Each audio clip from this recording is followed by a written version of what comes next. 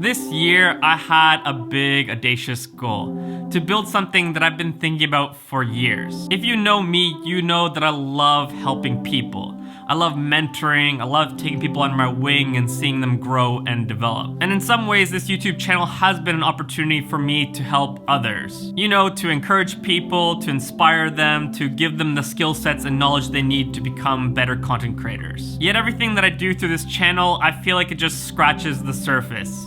Because really, you can only go so deep and so wide with just one-sided conversations.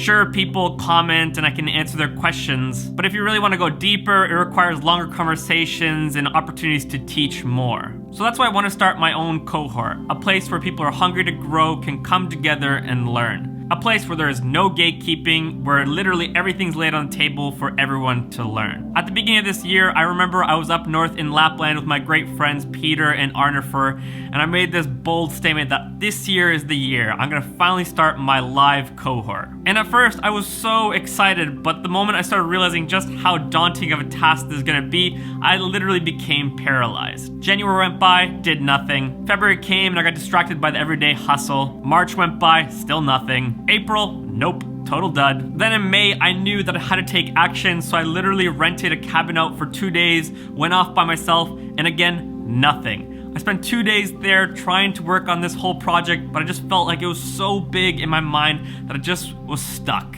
Then June, July, August, September, again, just flew by and nothing. That is until October came. I was at a cabin again with a friend, and my friend and I were talking about this cohort idea, and he just said to me, why don't you just start? Why don't you start with the small step of getting a domain name? And for me, that was such an aha moment because I realized that, hey, I have the energy and capacity to take care of that one small step. I can get a domain name. So within minutes, creatorautonomy.com was mine. And all of a sudden, I felt this excitement brewing inside of me again. I had this momentum and I felt like, hey, I can do this. If I just keep taking one small step at a time, I think I can actually make this happen. So at that point, I started thinking, well, what's the next step? And I thought, well, I probably should make a website to see if people are actually interested in creator autonomy. So I went home, spent the whole afternoon in the cafe, working on this website, and all of a sudden, it was ready. Step 2 was done, and I was feeling more and more motivated. Then I had to make the scary decision of actually making this thing public, letting the whole world know that I'm gonna start my own cohort. And if I'm honest with you guys, this is probably the most scared and alive I felt all at the same time. So I decided to click live on my website, and I waited for people's responses.